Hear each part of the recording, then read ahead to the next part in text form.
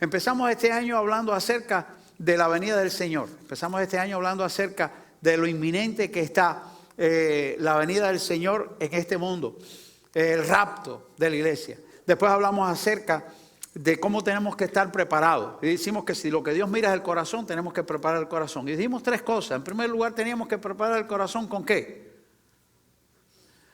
¿Alguien ha venido anteriormente? Tenemos que preparar el corazón con amor. Tenemos que llenar nuestros corazones de amor. Por Dios, por la familia, por otros y por nosotros mismos. Y después dijimos que teníamos que tener el corazón ¿cómo?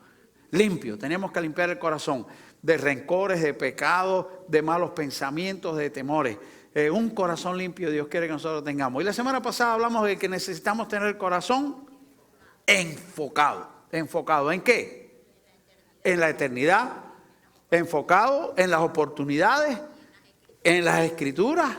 Qué bien, qué bueno que podamos tener un corazón enfocado. En medio de un mundo que nos desenfoca con tantísimas cosas que no podríamos pararnos para decirlas todas. Pero qué importante es que podamos tener un corazón listo para esa venida del Señor. Y en este mes de marzo, que estamos comenzando hoy, pues es el mes precisamente del evangelismo. Y queremos predicar al Señor. El último mandato del Señor a su iglesia fue que predicáramos el evangelio. Y qué importante es que nosotros seamos obedientes al Señor en este mandato tan importante. El mensaje de hoy aparece ahí en el libro de Marcos, precisamente en uno de los versículos que leímos hace un momento. Quizás alguien diga, bueno, y pastor, ¿por qué no usó Mateo 28? Y van a ver por qué. Dice Marcos, es la misma enseñanza de todas formas. Ir por todo el mundo y predicad el evangelio a toda criatura. Y el que creyere y fuera bautizado será salvo. Mas el que no creyere está condenado. Vamos a orar. Padre, te alabamos y te adoramos en esta hora. Te damos gracias por tu palabra y por tu amor. Ayúdanos, Señor, para servirte en esta hora. Habla nuestras vidas, Señor, y haz tu obra aquí en tu iglesia que ha venido para escuchar tu voz. Úsame una vez más y ayúdame por tu gracia y por tu misericordia. Te lo ruego humildemente en el nombre de Cristo Jesús. Amén. Sí, amados hermanos, hemos titulado este mensaje, vayamos por uno a la vez. Vayamos por uno a la vez. Los que hemos estudiado la Biblia y hemos leído la Biblia, recordamos ahí en el libro de los Hechos, cuando la iglesia cristiana primitiva comenzó a predicar, en el primer discurso de Pedro, ¿recuerdan? Cuando el Pentecostés, en el primer discurso de Pedro, ¿cuántos se convirtieron? 3,000. Oiga, dio un fuetazo. Ese mensaje estuvo bueno. 3,000 de un solo fuetazo. El segundo discurso de Pedro fue cuando sanaron al cojo. Y en esa oportunidad, aunque terminaron presos, pero se convirtieron como 5,000 varones, dice. Sabrá Dios cuántas damas podían haber estado ahí. Como 5,000 varones dice que se convirtieron. Y cuántas veces nosotros vimos, por ejemplo, a Billy Graham predicando. ¿Cuántos estuvieron aquí en alguna cruzada de Billy Graham? ¿Cuántos pudieron estar en una cruzada de Billy Graham? Qué bueno que hay un grupo de hermanos pudo estar en una cruzada de Billy Graham. Yo pude estar en la última cruzada de Billy Graham en la ciudad de Tampa. Impresionante. Se hizo en el estadio de los Bucaneros. El estadio de fútbol americano de los Bucaneros. Inmenso. Se llenaba aquel estadio. En la última noche se llenó tanto que cuando nosotros llegamos ya estaba lleno, no se podía entrar. 10,000 personas estuvieron fuera y pusieron allí unas inmensas pantallas para escuchar y ver el mensaje desde afuera. Cuando este hermano hacía su llamamiento, él hacía un mensaje sencillo. Mira los mensajes de Billy Graham, eran mensajes sencillos, pero muy claros y apelativos al corazón del hombre, hablándoles acerca del pecado, el arrepentimiento y la salvación de Jesucristo. Bien claro. Y cuando él hacía el llamamiento, pues era impresionante ver por aquellas gradas bajar como si fueran chorros de agua cientos y cientos de personas que venían ahí al frente para dar testimonio de aceptar a Cristo como Salvador. Miles de personas aceptaban al Señor Jesucristo como Salvador. Esto es impresionante, esto es hermoso, verdaderamente hermoso poderlo ver. Pero déjeme decirle, no siempre ocurren cosas así. No siempre en la Biblia las personas se convirtieron por miles. A veces se les predicó a una persona y una persona aceptó al Señor. Nosotros no podemos esperar a ser como Billy Graham. Yo no soy Billy Graham, quizás tú no eres Billy Graham. No podemos esperar a ser como Billy Graham, que para ganar a miles, nosotros tenemos que recibir el llamado del Señor e ir a buscar uno a la vez. Por eso escogí el pasaje precisamente de Marcos, porque dice Marcos a toda criatura. Y eso da la idea de uno a la vez. Mateo dice a todas las naciones y vemos el mundo entero. Pero uno a la vez, qué importante. ¿Por qué yo tengo que predicar el evangelio? ¿Por qué yo tengo que compartir el mensaje de salvación que yo he creído? ¿Por qué yo lo tengo que decir a otras personas? Porque el pastor lo está mandando, porque el pastor está comprometiendo a la iglesia a hacerlo, porque hay un plan en la iglesia que es este mes de evangelismo y tenemos que hacerlo. Ninguna de esas razones son suficiente motivo para que nosotros seamos movidos a predicar el evangelio. Hay 4 razones por las que nosotros podemos sentirnos movidos a predicar el evangelio y yo quiero decírselas rapidito. En primer lugar, nosotros debemos compartir el evangelio por amor a Jesucristo. Hace un tiempo decíamos que debíamos amar a Dios con todo nuestro corazón.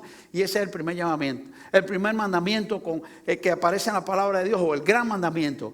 Qué importante es amar al Señor. ¿Quién hizo lo peor por la salvación? Jesucristo. Jesucristo fue el que fue a la cruz. A veces nosotros tenemos miedo de que alguien se burle de nosotros y no nos gusta que se burlen de nosotros o que nos rechacen. Pero lo peor no es lo que nosotros recibimos, no. Lo peor es lo que Jesucristo hizo. Cuando Cristo fue a la cruz y murió terriblemente, agonizantemente en una cruz del Calvario para pagar tus pecados y los míos.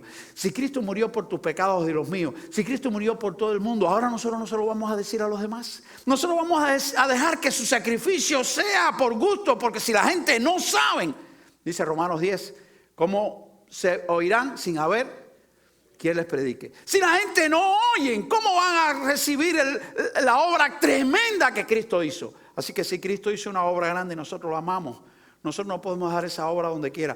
Nosotros tenemos que decírsela a este mundo. Así que la primera razón es amar a Jesucristo. La segunda razón es obedecerlo.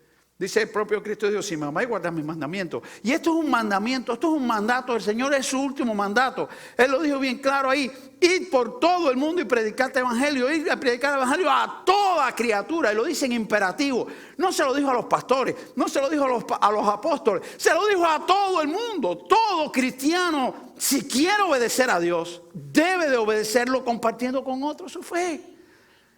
Es una cuestión de obediencia. Así que es una cuestión de amar a Dios. Es una cuestión de obedecer a Dios. Es una cuestión de amar a las otras personas. De amar a las otras personas. Un pastor dijo algo que he repetido muchas veces. Alguien dijo, escuché un pastor que dijo, ¿cuánto odias a tu vecino como para no hablarles de Jesucristo? Y eso movió mi corazón y mi mente. ¿Cuánto yo puedo odiar a mi vecino para no hablarle de Cristo? ¿Por qué razón? Porque si yo no le hablo de Cristo, le estoy diciendo, dale, ¿para dónde? ¿Cuántos creemos en el cielo? ¿Cuántos creemos en el cielo?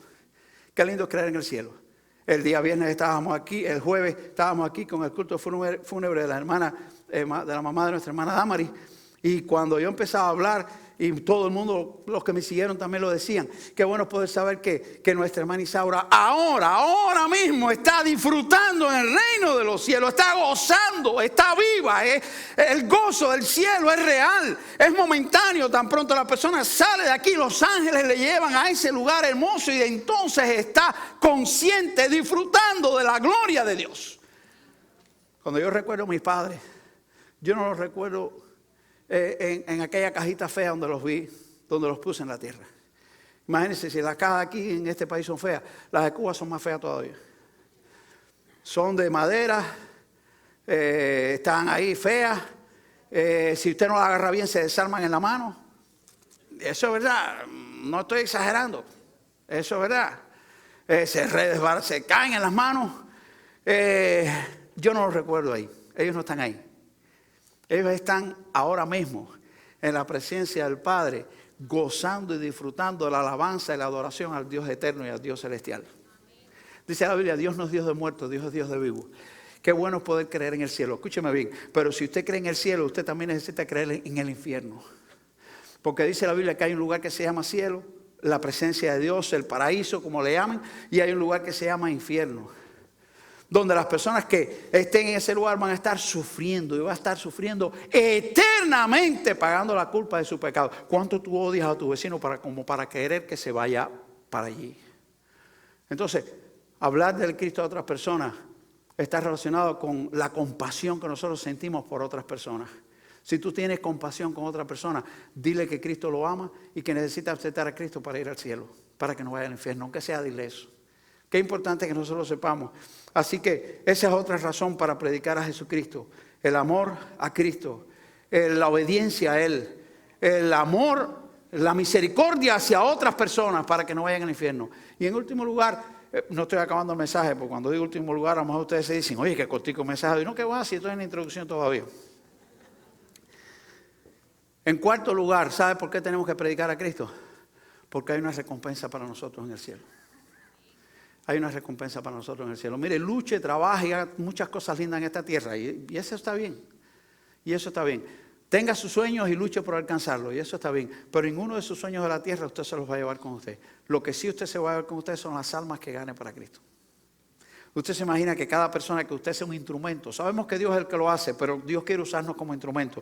Usted puede pensar que cada persona que sea un instrumento suyo, que Dios te haya usado a ti como un instrumento para llevarlo a Él a los pies de Jesucristo por toda la eternidad. Cada vez que te vea la cara te diga, ¿te acuerdas? Gracias, porque mire, estoy aquí. Por toda la eternidad te va a acompañar en el cielo. Esa es la obra que nunca termina cuando ganamos un alma para Cristo. Así que, ¿por qué tenemos que predicar el Evangelio? 4 razones. 1, amar a Cristo. 2, obedecerlo.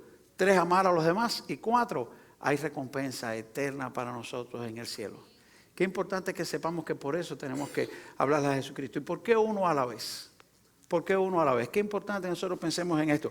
Y entonces hay 3 casos en la Biblia que yo quiero compartir con ustedes, en los que se salió a predicar uno a la vez. El primero de ellos nosotros lo conocemos bien, los 3 lo conocemos bien. Y hay un 4 caso que es diferente. El primero de ellos sencillamente aparece ahí en el libro de Hechos, capítulo 8, versos 26 al 24, y se refiere al caso de Felipe. Se refiere al caso de Felipe. Felipe era uno de los 7, aunque en el libro de Hechos, capítulo 6, cuando los separan para servir al Señor, no se les llama diáconos por todas las funciones que hicieron. Todo parece indicar que después, cuando se habla de los diáconos, ellos eran uno de ellos. Felipe era uno de esos 7. Y dice que Felipe fue enviado a Samaria, fue allí a Samaria a predicar el Evangelio, porque las personas que salieron huyendo por la persecución que hubo cuando la muerte de Esteban, salieron hablando de Jesucristo y hablaron de Cristo en Samaria. Fíjese qué interesante para que usted vea esto. ¿Quiénes fueron los que llevaron el Evangelio a Samaria? ¿Quiénes fueron los que llevaron el Evangelio de Antioquía? Los apóstoles, no fueron ellos. Los diáconos tampoco fueron ellos. Porque cuando llegó Felipe a Samaria, ya había gente que conocía. Dice bien claro la Biblia, pero los que fueron esparcidos, los que salieron huyendo, fueron huyendo y predicándole, hablando a las personas de Jesucristo. Y las personas comenzaron a predicar. Y las personas comenzaron a creer y a convertirse. Déjeme decirles esto. Si usted tiene miedo a predicar a Cristo, déjeme decirle, los primeros cristianos también eran personas con miedo. Y usted dice, pastor, eso no lo dice la Biblia. No, se dice que estaban huyendo de la persecución. ¿Por qué usted huye? Porque tiene miedo. Le cogieron miedo a la persecución. No pudieron resistir la persecución. Así que los que primero predicaron fueron gente que predicaron y le temblaban las rodillas. Alguien dijo un día algo que a mí me llamó mucho la atención. Alguien dijo un día, ¿tú sabes lo que es valor? Valor es la capacidad para vencer al miedo. Porque miedo todo el mundo en un momento siente. Es que déjame decirte esto, si vas a esperar a no tener miedo para predicar a Cristo, quizás nunca lo prediques. Quizás nunca lo predique. Todos un día sentimos miedo. Todos un día sentimos miedo. Pero valor. No es que la persona que nunca siente miedo. Es la persona que aunque sienta miedo lo puede vencer. Eso es valor, vencer el miedo. Es posible que tú tengas miedo compartir el Evangelio con otra persona. Pero aunque tengas miedo, pide a Dios el valor para que a pesar del miedo tú lo hagas. Porque cuando nosotros lo hagamos, el Señor nos va a usar. No dice la Biblia que Dios va a usar a los que no tengan miedo. Dice la Biblia que Dios va a usar a los que hablan. Así que no importa con miedo o sin miedo, el problema es que nosotros hablemos. Porque a los que salieron huyendo de la persecución, Dios los usó y la gente en Samaria empezó a convertirse. Y cuando llegó Felipe, dice que estaban unánimes y la gente se entregaban al Señor. Y la gente abría el corazón y aquello en Samaria era, como la campaña de Billy Graham, por miles. Y venían y dice que era un avivamiento hermoso que había en Samaria. Y un buen día que Felipe estaba contentísimo porque estaba todo el templo repleto. El Espíritu le dijo, bueno, eso del templo no está en la Biblia, pero bueno, yo estoy haciendo una comparación. Felipe le dijo, oye, mira, Felipe, el Espíritu Santo le dijo a Felipe, oye, Felipe, mira, hazme el favor, sal de aquí de Samaria y vete al camino que va de Jerusalén a Gaza. Los que tienen en su mente un poquitico el mapa de Israel saben que Jerusalén está más bien al sur. Samaria está al centro, Galilea al norte. Samaria está al centro. Y el camino de Jerusalén a Gaza está de Jerusalén, del sur hacia el suroeste. En la franja de Gaza todo el mundo la conoce. Ahí estaba el camino de la Vía Maris que seguía después para África, para Egipto, y que conectaba con África. Y el Espíritu le dijo a Felipe: Felipe, mira, ve al camino de Jerusalén a Gaza, al cual es desierto. Y no le dijo para qué. Lea el pasaje. Y no le dijo para qué. Lo que dice la Biblia es que Felipe lo obedeció. Escúchame, hermano. Nosotros siempre estamos poniendo peros y poniendo discusiones. La pregunta es que tú te puedes hacer la pregunta en esta mañana. Si tú estuvieras en Samaria, envuelto en un tremendo avivamiento, y el Espíritu Santo vete el camino que está de Jerusalén a Gaza, que es desierto, ¿tú irías? A lo mejor iríamos, pero iríamos protestando. Iríamos, qué cosa más grande. Oye, con lo bien que estaba ahí, con la cantidad de gente que se estaban convirtiendo, y ahora yo tener que ir ahí ese camino de Jerusalén a Gaza, que es desierto. Y dice, cuando Felipe llegó a este camino, dice que encontró que iba por el camino un carro con una persona, un eunuco. No era la persona más prolífera que pudiera verse o más distintiva, aunque era un eunuco de la reina de Candace, la reina de los etíopes. Era una persona importante, pero es eunuco. Una persona que no iba a tener familia, una persona cuya vida estaba, cuya descendencia estaba cortada. No iba a haber nadie más después de él. Así que una persona y un eunuco era el único que iba pasando por aquel camino. Y el Espíritu le dijo: acércate al carro. Y Felipe se acercó. Y dice que el eunuco iba leyendo ahí la palabra de Dios en el libro de Isaías, donde está hablando acerca del sufrimiento del Mesías. Y Felipe le dijo: ¿entiendes lo que lees? Y el eunuco le dijo: ¿cómo voy a entender si nadie me explica? ¿Esto lo dice el hombre de él o del profeta? ¿De quién está hablando esto? Y lo invitó a subirse al carro. Y entonces Felipe le habló de Jesucristo. Le dijo que se refería a Jesucristo. Y le habló de la historia de Cristo. Le habló de la muerte de Cristo. Y le habló de la resurrección de Cristo. Y le habló de cómo aceptar a Cristo como Salvador. Y dice, cuando iban pasando por un lugar donde había agua, el eunuco dijo: oye, aquí hay agua, ¿qué impide que yo sea bautizado? Y Felipe le dijo: no impide nada, si crees en Cristo puedes ser bautizado. Y se bajaron y él lo bautizó.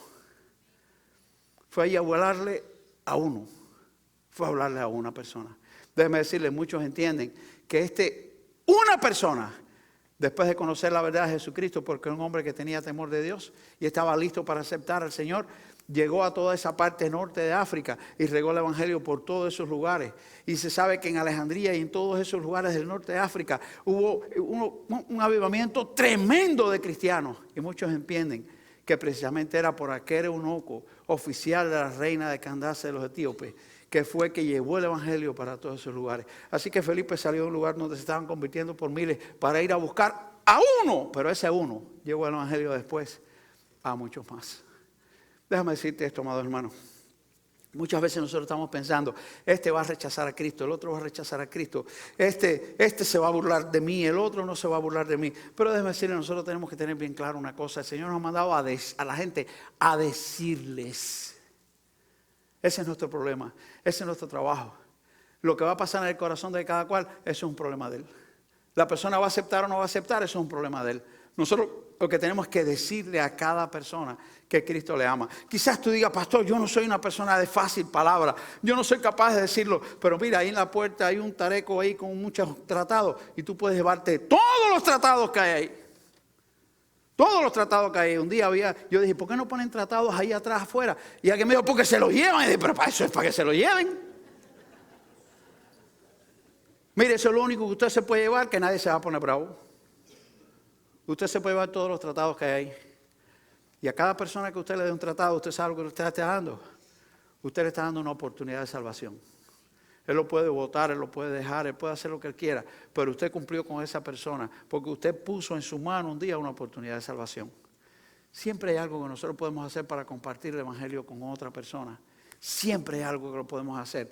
Y tenemos que estar listos a hacer como Felipe, salir a buscar uno a la vez. El segundo caso que quiero compartirles en la Biblia precisamente está en el capítulo siguiente. Dice en el capítulo 8, habla entonces acerca de la conversión de Saulo. ¿Quién era Saulo? Saulo era un tipo cabezón. Saulo era una persona metido en sus propios razonamientos. A mí me parece que Saulo era una persona un poco obtuso. ¿Usted sabe lo que es eso? Había un pastor que decía, este tiene mente obtusa. Significa que se cerró dentro de un cuadro y de ahí nadie lo va a sacar. Para Saulo él estaba haciendo lo correcto, había sido instruido en los pies de Gamaliel, era fariseo, era hebreo de hebreos, y sencillamente él dijo, esta gente que están hablando algo diferente, pues hay que combatirlo porque son enemigos de Dios. Y Saulo pensaba que él estaba sirviendo a Dios y salió a combatir a los cristianos. Fue testigo de los que mataron a Esteban, cosa que hirió su corazón hasta el final. Saulo sabía que Dios lo había perdonado, pero esa heridita de que él estuvo allí cuando mataron a Esteban y le cuidó la ropa a la gente, eso nunca lo abandonó a él. Allá al final él lo dice, yo que soy apóstol, que no debería ser ni apóstol porque yo perseguía a la iglesia. Esa espinita ahí en su corazón siempre estuvo. De que él estuvo ahí aguardando la ropa de los que le tiraron. No tiró piedra, pero cuidó la ropa. Decían en mi país, tanta culpa tiene el que mata a la vaca como el que le aguanta la pata. Los dos van para la cárcel. Los dos van igual. Y Pablo siempre tuvo aquello, Saulo siempre tuvo aquello. En el camino de Damasco, cuando iba persiguiendo a los cristianos, se encontró con Jesucristo. Hizo las dos preguntas más importantes que un ser humano le debe de hacer a Dios. Las dos preguntas más importantes. ¿Quién eres? Y cuando le respondió, ya Saulo sabía que tenía que seguirlo. La segunda pregunta, ¿qué es lo que quieres que yo haga? ¿Quién eres? Si Jesús es tu Salvador, el Hijo de Dios, Dios hecho hombre, tú debes hacerle la segunda pregunta. Dime qué es lo que tú quieres que yo haga. Déjalo entrar en tu corazón y obedécelo cada día de tu vida. Dice que Saulo perdió su vista, lo llevaron allá en un lugar y entonces dice la palabra de Dios que el Espíritu Santo llamó a un hombre que se llamó Ananías. Déjeme decirle, Ananías era, ¿quién era Ananías? ¿Sabe quién era Ananías? Escúchame. Tú eres Ananías. Porque Ananías era un cristiano más. Ananías no era apóstol, Ananías no era diácono, Ananías era solamente un discípulo más, un cristiano más. Son dos cosas nada más sabemos de Ananías. Uno era discípulo y la otra tenía una relación buena y estrecha con Dios. Porque Dios le hablaba a Ananías y Ananías obedecía. Y eso establece una relación sana, buena y estrecha del ser humano con Dios. Eso era Ananías. Dice que Dios le dijo a Ananías, el Espíritu le dijo a Ananías, mira, vete allá a la calle que está a la derecha. Hay un hombre que se llama Saulo y ora con él para que reciba la vista. Porque él tiene la visión de que tú vas a ir a hablar, a orar por él para que él reciba la vista. Y Ananías se puso la mano a la cabeza. Y le dijo, Señor, ese tipo de seguridad del Estado. Bueno, eso no lo dijo Ananías, pero ustedes saben lo que yo estoy hablando. Le dijo, Señor, ese hombre estaba persiguiendo a la iglesia. Está persiguiendo a la iglesia. Ese hombre, se dicen cosas tremendas de él. Y qué tremenda las palabras de Cristo. Cristo dice que el Espíritu le dijo ahí a Ananías, mira Ananías, ve, porque instrumento me ha escogido más este hombre. Y además de eso, yo le voy a mostrar cuánto él va a sufrir por causa de mi nombre. No es que Pablo tuvo que sufrir porque él hizo sufrir a otros. Es que todo el que quiere servir a Cristo en algún momento va a sufrir. Yo le voy a mostrar. Y Pablo estuvo dispuesto a llevar ese sufrimiento. Y Ananías estuvo dispuesto a ir a orar por un hombre. Por uno a la vez. Dice la Biblia que Ananías fue obediente. Ananías oró por él. Dice que cayeron escamas de sus ojos. Y ahí comenzó la historia de un hombre que llenó todo el Asia Menor. Todo el Asia Menor lo llenó del mensaje de Jesucristo. Y parte de Macedonia también. Y parte de Grecia también. Todos aquellos lugares, aquel hombre, aquel único por el cual oró Ananías, fue el que llevó el mensaje y ganó a miles por todas partes. Uno a la vez. Uno a la vez. Escúcheme, amados hermanos. ¿Cuántos hay allá afuera que hoy pueden estar necesitados que tú ores por ellos? Que tú ores por ellos. Qué importante que nosotros podamos saber el valor de la oración. El Señor nos ha pedido que nosotros seamos intercesores por este mundo. Y hay muchas promesas en la Biblia de que Dios te va a escuchar a ti, pero no hay promesas de que Dios va a escuchar a las personas que no le conocen, excepto la oración de arrepentimiento. Pero sí hay promesas de que Dios escucha a sus hijos. Tú no tienes que ser pastor para que Dios te use en una oración. Tú no tienes que ser diácono. Tú no tienes que estar en las manos del Señor. No tengas temor de orar por otra persona, de ir a donde está tu vecino, tu compañero de trabajo, la persona que tú sabes que necesita, decirle, dime si tú quieres que yo ore por ti. Y dime por qué cosa tú quieres que yo ore. Porque Dios te va a usar. Porque Dios te está llamando. Porque Dios te está pidiendo que salgas a buscar a uno a la vez. A uno a la vez. Es un hermoso himno que dice: nunca esperes el momento de una grande acción, ni que lejos pueda ir tu luz. De la vida a los pequeños actos de atención, brilla en el sitio donde estés, uno a la vez. Este mundo está rodeado, nosotros estamos rodeados de personas en este mundo que están necesitados de nuestra intercesión. Y nosotros debemos de ser como Ananías, cristianos obedientes, para ir a orar por ellos. Es decir, yo voy a hablar con Dios de tu problema. Yo voy a ir a hablar con Dios de tu necesidad. Yo voy a ir a hablar con Dios de tu sufrimiento. Y yo voy a interceder delante de Dios por tu vida, para que tú conozcas el poder de Dios. Sí, amados hermanos, Dios quiere que seamos como Felipe, que fue obediente para ganar a uno que llevó el mensaje al norte de África. Dios quiere que seamos obedientes como Ananías, que fue obediente para orar por uno que llenó toda Europa conocida del Evangelio. Dios quiere que nosotros seamos obedientes como Aquilas y Priscila. Es el tercer caso que les quiero mencionar.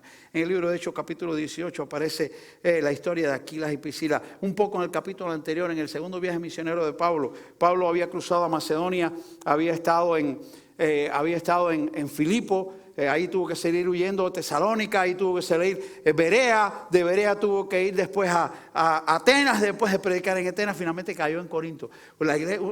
Una ciudad perdida y podrida, como una de las peores ciudades de este mundo. Y dice que ahí en Corinto encontraron un matrimonio, Aquilas y Priscila, que habían tenido que salir de Roma porque Claudio había mandado a salir de Roma a todos los judíos. Y ellos, como eran judíos, se habían tenido que ir de Roma. Y como Pablo era del mismo oficio de ellos, eran fabricantes de tiendas de campaña, Pablo empezó a trabajar con ellos para ganarse la vida. Y como empezó a trabajar con ellos, ¿qué hizo? Les habló de Jesucristo. Y no solamente les habló de Jesucristo, sino que les enseñó el mensaje de la verdad del Señor y las doctrinas que Dios quería que nosotros conociéramos. Les instruyó en el camino de la fe cuando ellos salieron finalmente de Corintios y fueron a Éfeso, que Aquilas y Priscila fueron con ellos. Y Aquilas y Priscila sabían tanto con todo lo que sabía Pablo, porque Pablo se los había enseñado. Y eran cristianos maduros, llenos de conocimiento. Y estaban en Éfeso llenos de conocimiento. En eso llegó, hay un hombre que se llamaba Apolos. Un cristiano ya se había convertido. Ya tenía Cristo en su corazón y salió a predicar, pero sabe que no sabía. Nadie lo había discipulado, nadie le había enseñado las verdades de la palabra de Dios. Qué importante que nosotros comprendamos esto. Hay miles de personas en este mundo que están listos para tener a Cristo y quizás algunos hayan aceptado a Cristo y no lo sepan, pero hay que enseñarles, hay que discipularles, hay que enseñarles de la palabra del Señor. Quizás tú digas, ¿y yo qué le voy a enseñar, pastor? Si yo estoy ahora, yo ni siquiera he leído la Biblia una vez completa, como el plan ese que ustedes, ni siquiera me he leído la Biblia una vez completa. Déjame decirte esto, es importante que nosotros sepamos esto. ¿Sabes qué? Tú sabes más de la Biblia que miles de personas que están afuera. Tú sabes más del Señor que miles de personas que están afuera. Y si tú te encuentras uno que sabe menos que tú puedes ser maestro de él. Y qué importante que nosotros podamos saber si yo puedo enseñarle algo del Señor a otra persona, a otra que no lo sepa. Yo puedo ser como Aquilas y Priscila. Hace años, cuando yo vine acá de mi país, estábamos ahí en la ciudad de Orlando, en una iglesia más pequeña. Yo tenía la costumbre de en cada trimestre iban siempre a un viaje recreativo. Y fueron una vez a New Smyrna. Era la primera vez que yo iba a ir a una playa por esa zona. Es una playa que está ahí cerca de Cabo Cañaveral, pero tiene unas olas tremendas. Y yo dije, oye, tremendo. Cuando íbamos para allá, entraron a un pueblo y los jóvenes y se compraron unas tablas. No es un surf como estos flaquitos largos, sino unas tablas diferentes, corticas, de montarse. Y me dijeron, pastor, cómprate una. Y yo me compré una también. Así que llegué ahí a la playa con mi tabla y ahí estaban las olas. Y dije, ¿y ahora qué hago? Y le dije, ¿cómo es esto? Y uno me dijo esto, mira, vela la ola, vigila la ola. Ponte así, vigila la ola. Cuando venga la ola y llegue a donde tú estás, súbete en la tabla, inclina la parte de adelante un poquitico hacia abajo y déjate llevar. Así que yo miré la ola, vino la ola, me monté en la tabla, la eché un poquitico para adelante y hasta la orilla no paré. Qué maravilla, qué bendición, qué bien me salió. Y un juvenil que estaba a mi lado, el hijo de Gladys, ahora no me acuerdo cómo se llama, me dice, hey, pastor, qué bien te salió eso, ¿cómo lo hiciste? Josué se llama el joven, ya es un joven ya. Yo le dije, agarra la tabla, mira la hora, cuando venga la hora, súbete en la tabla, empuja un poquito para abajo y déjate llevar. Y eso venía pasando. Un hermano ya mayor, por cierto, maestro de escuela dominical de la iglesia, me dijo, pero ven acá, primera vez que te montas en una tabla y le estás dando clase a este. Y yo le dije, mira, yo le dije lo que me dijeron. Y como a mí me funcionó, se lo enseñé a él. Amado, dile a otros lo que te han dicho. Y si a ti te ha funcionado, también le funcionará a él. Y te vas a montar en la ola de Jesucristo y vas a llegar hasta la orilla de la salvación. Dios quiere que lo hagamos.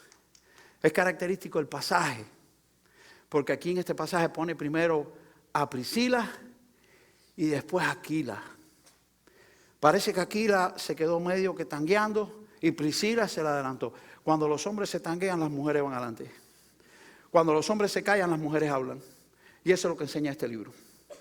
Donde no hay un hombre que hable, una mujer va a hablar. Donde no hay, por eso yo se lo digo a los hermanos de la iglesia, ustedes procuren que siempre haya un hombre que se pare en este lugar, porque el día que no haya un hombre que se pare en este lugar, una mujer lo va a tener que hacer. Por eso en la Biblia aparece una mujer que fue diaconisa en la iglesia de Cencrea. Diaconisa en la iglesia de Cencrea, lo dice este libro que está aquí. Por eso este libro que está aquí dice que hubo una mujer que fue jueza de Israel. ¿Recuerdan cómo se llamó? Se llamó Débora. Y cuando Débora dijo a Barak, ven para que luche la batalla de Jehová, Barak dijo, yo, si tú no vas conmigo, dime tú, si tú no vas conmigo, que yo tenga que ir a un lugar oscuro y yo me le cambie, ¿me acompaña o no voy? Eso fue lo que le dijo Barak. Y Débora dijo, voy contigo, pero la gloria no va a ser tuya, va a ser de una mujer. ¿De quién fue? De la mujer de Heber.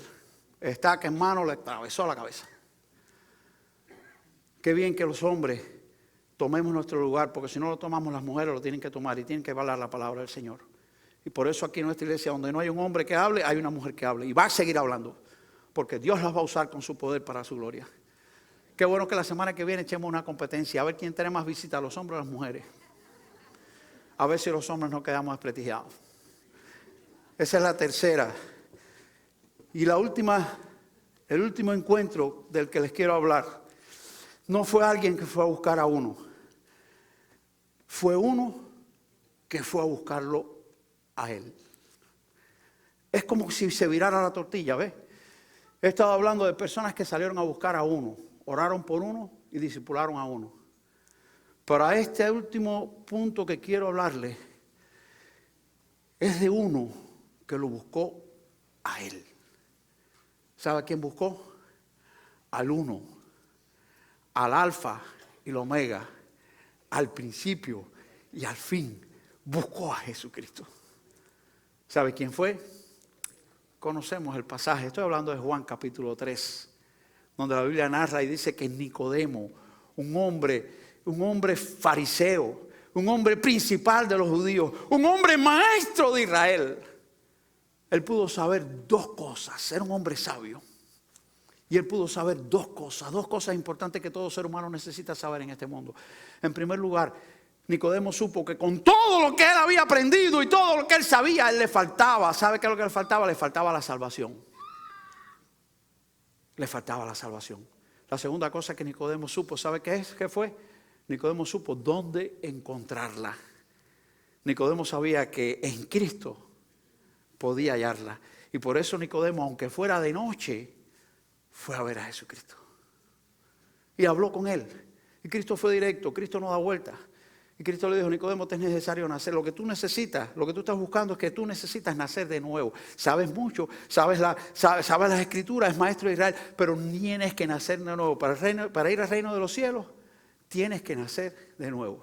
Y empezaron una conversación, porque Nicodemo no entendía qué cosa era nacer de nuevo. Nicodemo no se entendía que cuando una persona acepta a Cristo como Salvador y se arrepiente de sus pecados, el Espíritu de Dios viene a su vida y regenera su vida y lo hace una nueva criatura en el Señor. Y Cristo le tuvo que decir aquellas tremendas palabras, porque de tal manera amó Dios al mundo para que todo aquel que en él cree no se pierda, mas tenga. Porque el Hijo del Hombre no vino a este mundo para condenar al mundo, sino para que el mundo sea salvo por él. Escúcheme esto, la conversación, lea después el capítulo 3 de Juan, para que usted lo vea. La conversación entre Cristo y Nicodemo está inconclusa. Está inconclusa en la Biblia. No dice cómo Nicodemo se despidió de Cristo, nada más que dice aquellas cosas, lo que Cristo lo dijo, y después dice el pasaje, y después de estas cosas, y sigue hablando. Lo que no estuvo inconcluso fue la relación de Nicodemo con Jesús. Eso sí no estuvo inconcluso. En el capítulo 7, Nicodemo se para delante de todo el Sanedrín y le dice, ¿acaso nuestra ley juzga a un hombre sin escucharlo? Si ustedes quieren juzgarlo, él lo tienen que oír. Y le dijeron, tú también eres de ellos. Y dice en el capítulo 19 que cuando Cristo murió en la cruz, 2 hombres vinieron a enterrarlo. José de Arimatea y Nicodemo. La relación de Cristo con Nicodemo nunca terminó, porque aquel hombre vino a buscarlo a él. Yo no sé cuántas veces tú has venido a esta iglesia o a otra iglesia, pero yo quiero decirte algo.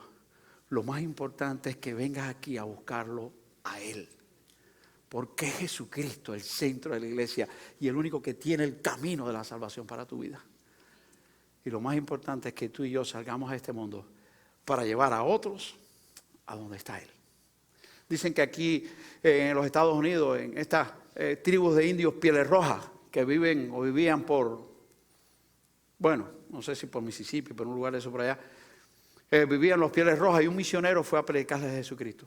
Finalmente el misionero hizo contacto con el cacique estuvo dispuesto, reunió toda la tribu, el misionero fue a hablarles de Cristo. Y el misionero comenzó a hablar acerca del amor de Cristo, lo que Dios había hecho a través de Cristo, cómo el Señor había muerto y había pagado los pecados, cómo el Señor quería que las personas se arrepintieran y lo aceptaran. Y cuando estaba ahí en medio de su conversación, para sorpresa de todos, se paró el cacique de la tribu, fue directo donde estaba el misionero con su hacha en la mano y le dijo, misionero, cacique indio entrega su hacha de guerra a Jesucristo, y la puso a los pies del misionero.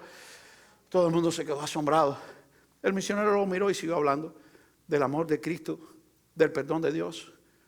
Volvió a pararse por segunda vez el cacique y vino donde estaba el misionero, se quitó su capa con la que ellos se tapaban, se cubrían, y se quitó su capa y le dijo, misionero, cacique indio entrega su capa a Jesucristo, y la puso a los pies del misionero. El misionero lo miró y siguió hablando del amor de Dios, siguió hablando de Jesucristo. Por tercera vez el cacique se paró, tomó su caballo, lo llevó donde estaba el misionero y le dijo, misionero, cacique indio entrega su caballo a Jesucristo. Aquel hombre había entregado las 3 cosas más grandes que tenía: su hacha, su capa y su caballo. El misionero lo miró y siguió hablando del amor de Dios. Por 4ª vez, el cacique se paró y fue donde estaba el misionero y dijo, misionero, cacique indio se entrega él mismo a Jesucristo. Y el misionero dijo, eso es lo que Jesucristo quiere, porque Jesucristo no necesita ni tu hacha, ni tu capa, ni tu caballo. Lo que Cristo está buscando es tu corazón. Amado hermano, Cristo no está buscando el dinero de los hombres en este mundo. Si usted escucha algo parecido, no lo crea, no es cierto, no es verdad. Cristo no está buscando los negocios de los hombres en este mundo. Si usted escucha algo parecido, no lo crea, no es cierto, no es verdad. Cristo no está buscando los bienes materiales de los hombres en este mundo. Si usted escucha algo parecido, no lo crea, no es cierto, no es verdad. Lo que Cristo está buscando es el corazón de los hombres en este mundo. Y nos está pidiendo a nosotros que vayamos a llevárselo.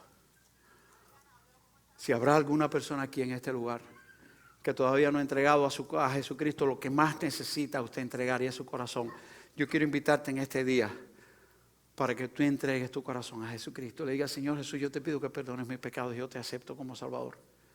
¿Habrá alguna persona que nunca lo había hecho y quiere hacerlo hoy? ¿Quiere usted alzar su mano? ¿Habrá alguien que quiere decir, Señor, perdona mis pecados, yo te acepto como Salvador? ¿Habrá alguien que se lo quiera decir al Señor? Que Dios te bendiga, que el Señor te bendiga. ¿Habrá alguien más? ¿Habrá alguien más? Alguien va a orar por usted ahora, hermana. Alguien va a orar por ti. ¿Habrá alguien más? ¿Alguien más se lo quiere decir al Señor? No tengo mucho tiempo, no voy a preguntar más. ¿Habrá alguien más? ¿Quiere usted abrir su corazón a Jesucristo como su Salvador personal? Yo tengo una segunda pregunta. Hoy el Señor está diciendo, ¿quién va a ir por mí? ¿Quién va a ir por mí? ¿Quién es el que va a ir a buscar a uno como a Felipe? ¿Quién es el que va a ir a orar por uno como Ananías? ¿Quién es el que va a discipular a uno como Aquilas y Priscila? ¿Quién va a ir por mí? Qué bueno es que tú puedas decirle al Señor, como yo le estoy diciendo al Señor en esta hora: Señor, heme aquí, envíame a mí. Si tú se lo quieres decir al Señor, si tú le quieres decir: Señor, dame uno, dame uno. Yo te quiero impedir que, como yo se lo estoy diciendo al Señor en esta hora, te pongas de pie y ores junto conmigo, clamando al Señor. Padre celestial, en esta hora yo te alabo y te adoro en esta hora. Te pido que perdones nuestros pecados, que nos sostengas, que tu gracia nos cubra. Te pido que tú bendigas a esta hermana, Señor. Padre celestial, que tú la selles con tu Espíritu Santo. Oh, Señor, esta decisión que ella ha hecho de abrir su corazón a Cristo, yo te ruego que tú le des la bendición del gozo de la salvación en esta misma hora, y que ella sepa que su nombre está siendo escrito en el libro de la vida, porque tú lo has prometido. El que cree en mí tiene vida eterna. Permite, Padre, que ese gozo que hay en el cielo también haya en nuestros corazones, y que tú le ayudes a caminar en tus senderos, y que tu gracia le sostenga hasta el final. Padre, yo te ruego y te suplico que tú bendigas a esta iglesia. Estamos en tiempos difíciles, estamos en tiempos turbulentos, estamos en tiempos angustiosos, y como nunca antes el mundo necesita que nosotros vayamos a hablarles de ti por amor a ti, por amor a ellos, por obediencia a ti, y por esa bendición eterna que vamos a tener en los cielos cuando ganemos un alma para Cristo. Permite, Padre, que aunque tengamos que ir llorando, regresemos con el gozo de traer tus gavillas, y que este mundo sea ganado para Jesucristo, porque esta iglesia sale con tu poder y con tu gracia a predicar. Úsanos, Señor, usa a cada hermano mío aquí presente, y pon delante de nosotros esa persona que tú quieres que conduzcamos hasta ti. Yo te lo ruego humildemente, pidiéndote un perdón por nuestras faltas y pecados, en ese nombre glorioso y por los méritos de Cristo Jesús. Amén.